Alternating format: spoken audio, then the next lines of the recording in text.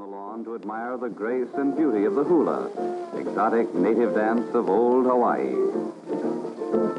As I've been studying the Pacific Islands, finding out how beautiful and diverse each culture is while also being similar, one question began growing in my mind. What's the deal with hula? We've all heard of hula through popular media.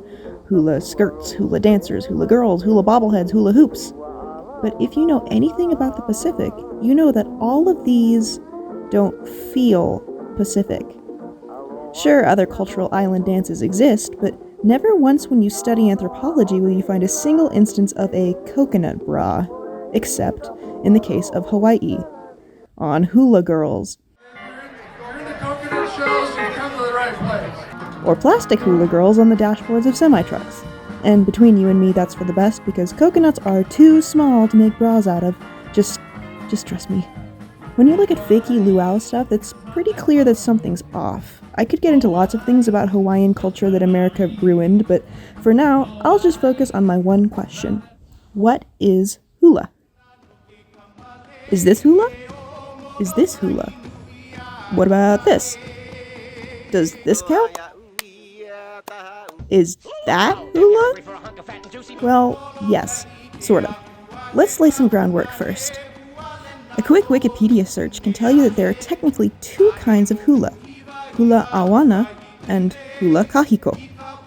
The citation takes you to a website that really wants you to snorkel lanai, but that bit of information is true outside this website too, so we can still consider it a good source.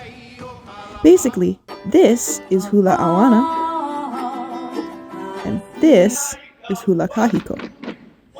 You might be able to see the difference already, but I'll spell it out anyway.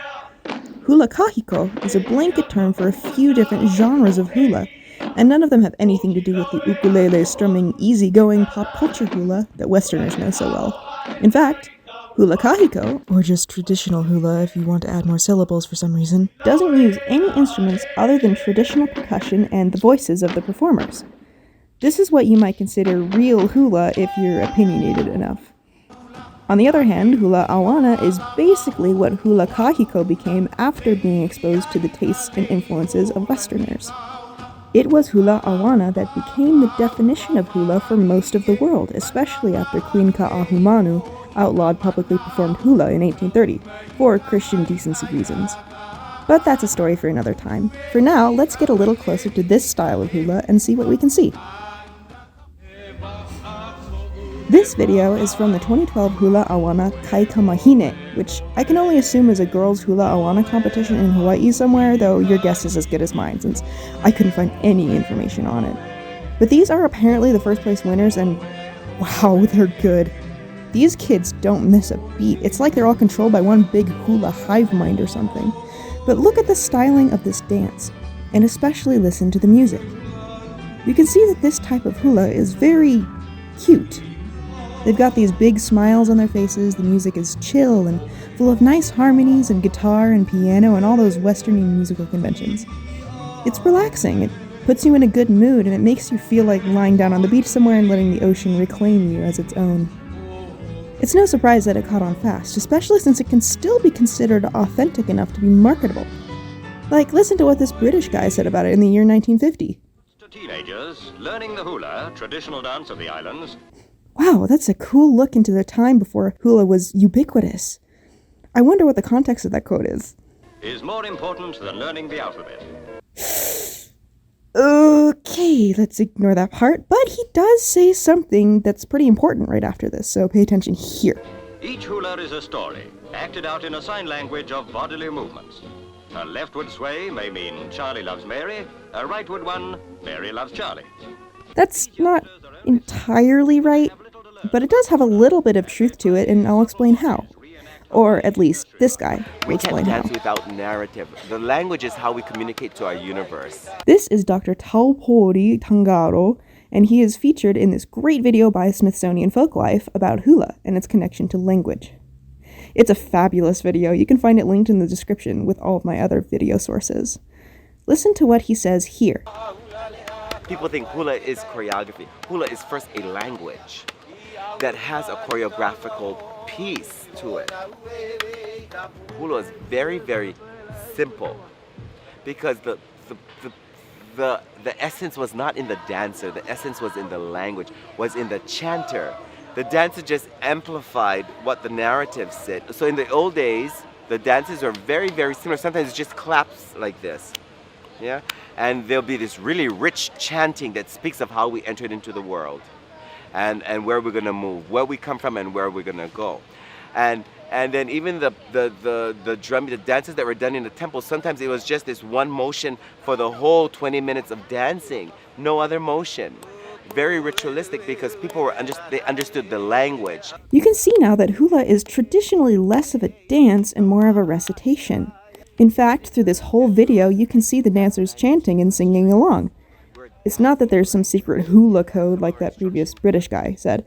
How did he put it again?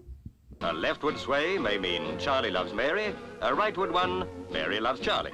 Yeah, that's not true, at least not in the way he's thinking. Hula is meant to accompany a story and tell it at the same time, but the thing with hula awana is that they're not singing. So without the dancers being involved with telling the story is either conveyed through the song in the background, or it's conveyed in very vague terms as the dancing half of a song and dance story. Think of it as ballet. This footage here is from the Royal Ballet. You know, as in the Royal Ballet in the UK. And even though they're not saying anything, they're just dancing, you probably know exactly what story this is, and maybe even the exact point in the story that this takes place in. If you do, that's because you were raised with some variation of Alice in Wonderland or Alice's Adventures in Wonderland, and you already know the story. You can tell that this crazy guy up here is the Mad Hatter, and he's wearing taps, which is hilarious. But the reason you know that is because of prior cultural experience, not because of the motions he's making. He's not tapping in a secret tap language that only you can understand. You just know the story already and can see what he might be saying or doing through his actions. It's not really the most straightforward way of telling the story, but it doesn't matter, you know the story. Now imagine you've never heard of Alice in Wonderland before. If you don't know the context, this makes no sense. That is the kind of thing a Western audience misses with hula. Because we don't speak the language and don't know the stories, it looks like a bunch of nonsense.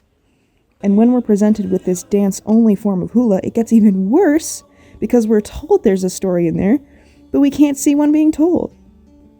That's exactly why preserving traditional hula is so important. It holds the language inside itself.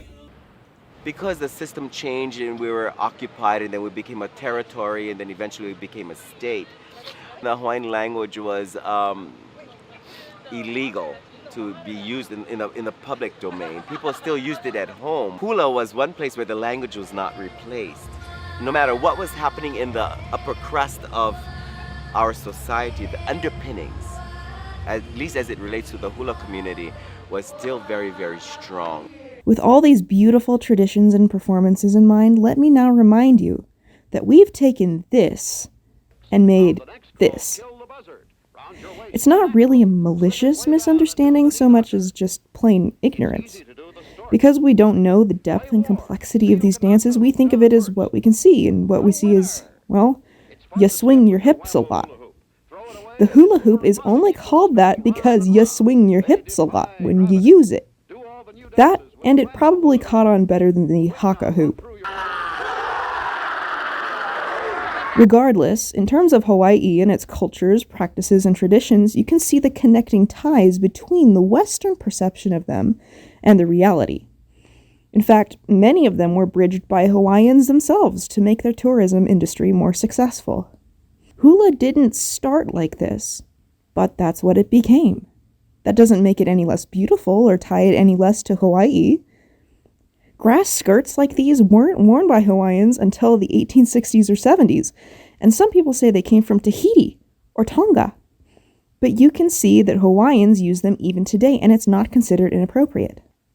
The reason we have the word Lūʻau in our vocabulary is likely because American tourists were exposed to or invited to real feasts in Hawaii and thought it was so great that they could take it home and show it to all their American friends. So, yeah, the word hula doesn't just mean one thing anymore, and in a lot of ways it kind of never did. Even within hula kahiko, there's energetic dances, epic dances, chants with only minor physical elements, somber dances, dances with drums, any other special occasion you can think of. And now with new styles of hula being performed across the globe, trying to reduce hula into one real exclusive category is pretty counterproductive. In fact, it's my opinion that any hula performance done in earnest, even if it doesn't have a story, even if it doesn't preserve the language of Hawaii, that performance still honors Hawaii and points to it. It is real hula. At least if you're trying and not just, But unlike many old things that are dying and fading away, thanks to its globalized awareness, hula is still going to persist as something beautiful and important, especially if Native Hawaiians continue to work so hard to preserve it. The outlook is good for hula, and that's probably not going to change for a very long time. So, there you have it. Now you know at least as much about hula as I do. No matter how much that is, it should still be enough to give you an aneurysm whenever someone mentions doing the hula dance. So, you're welcome. Thank you for watching. Well, I keep a little turtle at my uncle and my aunt's. My Annie's name is Myrtle and my island turtle's name is Lance. He doesn't wander far, even if he has a chance. He just plays his ukulele and he does the hula dance. What?